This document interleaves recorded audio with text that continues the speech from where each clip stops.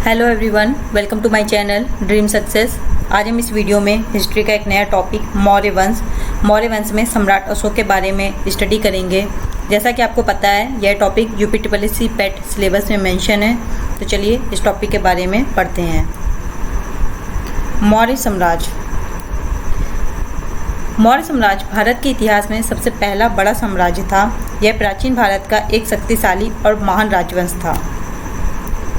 मौर्य वंश ने भारत पर 321 ईसा पूर्व से 185 ईसा पूर्व यानी लगभग 137 सालों तक शासन किया और इस वंश की स्थापना चंद्रगुप्त मौर्य ने चाणक्य की मदद से की थी। मौर्य साम्राज्य पूर्व में मगध में गंगा नदी के मैदान से शुरू हुआ था, जो कि आज के बिहार और बंगाल में स्थित है। उस वक्त इसकी राजधानी पाटलिपुत्र थी। मौर्य शासकों की अगर हम बात करें तो सबसे पहले जिन्होंने मौर्य वंश की स्थापना करी, चंद्रगुप्त मौर्य। इनका शासनकाल पीरियड 322 से 298 ईसा पूर्व, लगभग 24 वर्षों तक इन्होंने शासन किया। उसके बाद बिंदुसार ने 298 से 271 ईसा पूर्व, लगभग 28 वर्षों तक शासन किया। फिर आते हैं हमारे सम्राट अशोक, जिन्होंने 259 से 232 ईसा पूर्व, लगभग 37 वर्षों तक शासन किया।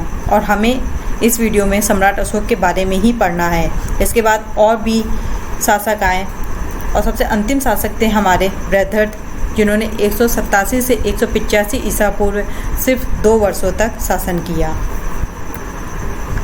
जैसा कि हमें सम्राट अशोक के बारे में पढ़ना है, तो चलिए देखते हैं सम्राट अशोक का जन्म। सम्राट अशोक का जन्म 273 ईसा पूर्व पाटलिपुत्र पट्टा में हुआ था और इनकी मृत्यु 232 ईसा पूर्व, वो भी पाटलिपुत्र पटना में हुई थी। इनकी पत्नी की अगर हम बात करें तो इनकी पत्नी पद्मावती, तिष्यारक्षा देवी और करुवाकी थी। इनके पुत्र और पुत्री महेंद्र, संघमित्रा, तीवल, कुणाल और चारुमती थे।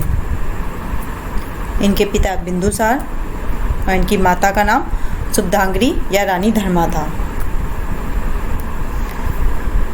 अशोक में बौद्ध धर्म में परिवर्तन कैसे हुआ देखते हैं। 265 ईसा पूर्व में लड़े गए कलिंग के साथ लड़ाई का नेतृत्व व्यक्तिगत रूप से अशोक ने किया था और वह कलिंगों को जीतने में सक्षम था। सम्राट अशोक के जीवन में कलिंग का युद्ध बहुत ज़्यादा महत्वपूर्ण है, क्योंकि इसी युद्ध के बाद उनका हृदय परिवर्तन हुआ और उन्होंने बौद्ध धर्म में रुचि दिखाई। इस युद्ध में पूरे शहर नष्ट हो गए और युद्ध में 1 लाख से अधिक लोग मारे गए। युद्ध की भयावहता ने अशोक को इतना परेशान किया कि उन्होंने जीवन भर हिंसा से दूर रहने का फैसला किया और बौद्ध धर्म की ओर रुख किया। अशोक के 14 शिलालेखों में से 13वें शिलालेख में कलिंग युद्ध का विशद वर्णन किया गया है। अशोक अब चंदाशोक से धर्मशोक यानी पवित्र अशोक बन गए थे। अशोक ने लगभग 263 ईसा पूर्व में बौद्ध धर्म अपना लिया और एक बौद्ध भिक्षु मोगलीपुत्र तिस्सा उनके गुरु बने। सम्राट अशोक ने बौद्ध धर्म का प्रचार भारत के अलावा श्रीलंका, अफगानिस्तान, पश्चिम एशिया, मिस्र तथा यूनान में भी करवाया। भारत का राष्ट्रीय चिन्ह अशोक चक्र तथा शेरों की त्रिमूर्ति सारनाथ, वाराणसी के बौद्ध स्तूप से लिया गया है। अशोक ने 250 ईसा पूर्व में पाटलिपुत्र में तीसरी बौद्ध संगति का संचालन भी किया और इसकी अध्यक्षता मोगलीपुत्र तिस्सा, जो कि उनके गुरु थे, उन्होंने की थी।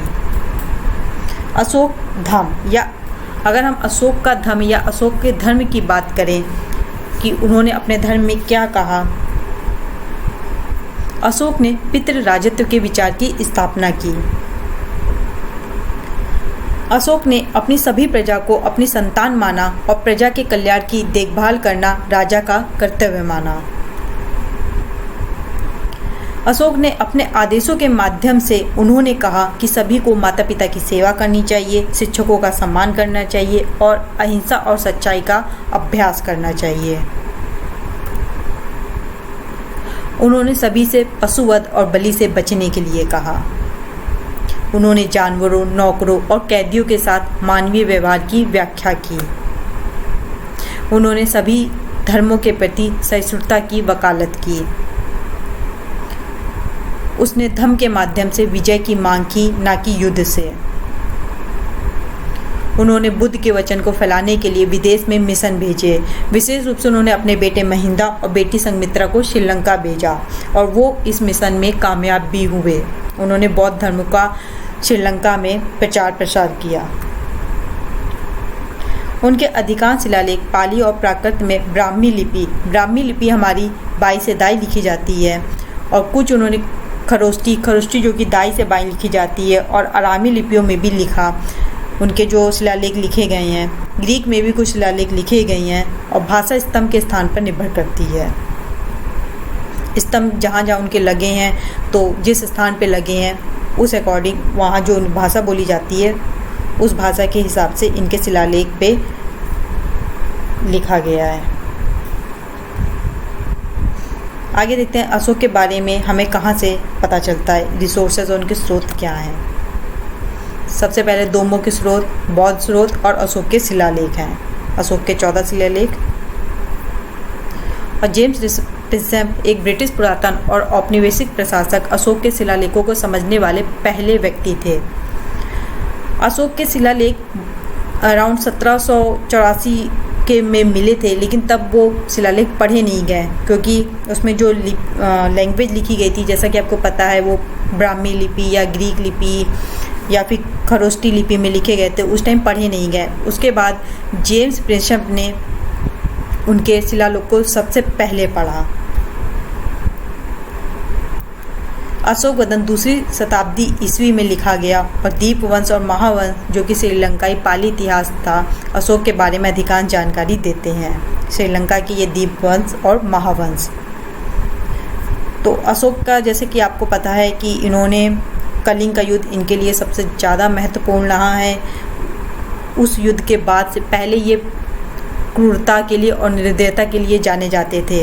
ये युद्ध में काफ़ी लोगों को इन्होंने मारा, लेकिन जब कलिंग का युद्ध हुआ और इन्होंने अपने सामने लाखों लोगों की मृत्यु देखी, इसके बाद से इनका हृदय परिवर्तन हुआ और फिर इन्होंने बौद्ध धर्म की ओर रुख किया और इन्होंने सारे अच्छे काम करे।